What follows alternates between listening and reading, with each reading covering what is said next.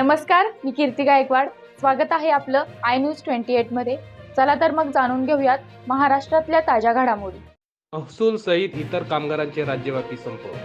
पालघर जिल्ह्यातील सर्व शासकीय कर्मचाऱ्यांनी बेमुदत संप पुकारला आहे. एकच मिशन जुनी पेन्शनच्या घोषणाबाजी करत जुन्या पेन्शन सहित तब्बल 18 मागण्यांसाठी कर्मचारी बेमुदत संपावर गेले आहेत.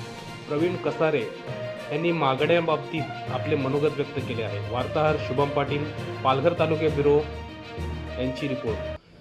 यापूर्वी आमची जी समन्वय समिती आहे, शिक्षकेतर कर्मचारी संघटना, राज्य सरकारी कर्मचारी संघटना, सर्व ज्या काही घटक संघटना आहेत त्या सर्व घटक संघटनांची एकत्रित जी समन्वय समिती आहे, त्या समन्वय समितीमार्फत आम्हाला संप पुकारण्याचा एक आव्हान करण्यात होते सर्व कर्मचाऱ्यांनी. आणि त्या कर्मचाऱ्यांनी आव्हानाला साथ देऊन आज 14 डिसेंबर 2023 रोजी हा बेमुदत संप पाळलेला आहे. या संपाचा प्रमुख मागणी आहे ती एकच मिशन जुनी पेन्शन, ही प्रमुख मागणी आहे. यापूर्वी देखील आम्ही मार्च 2023 रोजी सुद्धा याच मागणीसाठी आणि यासोबत इतर 17 मागण्यांसाठी सुद्धा संप पुकारला होता.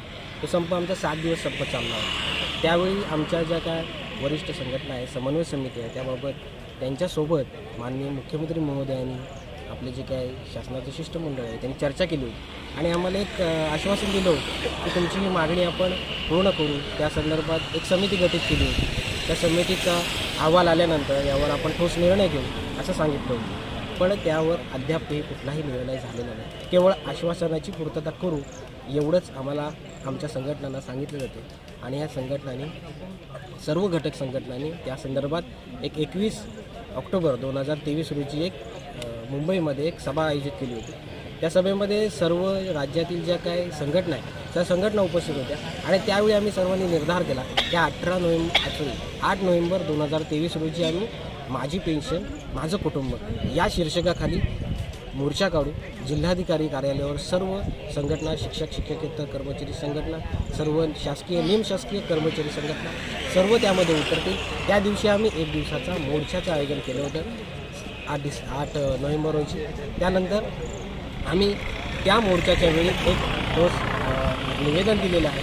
ते निवेदन असं होतं की आम्ही 14 डिसेंबर म्हणजे आजच्या दिवसापासून बेमुदत संप पाळणार आहोत आणि म्हणून आम्ही सर्व संपकरी आपल्या पालघर जिल्ह्यातील सर्व शिक्षकेतर कर्मचारी संघटना, सर्व कृषी संघटना असतील, तलाठी कर्मचारी संघटना असतील, महसूल कर्मचारी संघटना असतील, नर्सेस संघटना असतील, आशा सेविका असतील, परिचारिका असतील, ग्रामसेवक संघटना असतील, जेवढ्या शासकीय कर्मचारी संघटना आहेत, अगदी ITI संघटना असतील, सर्व संघटना या संपामध्ये उतरतील.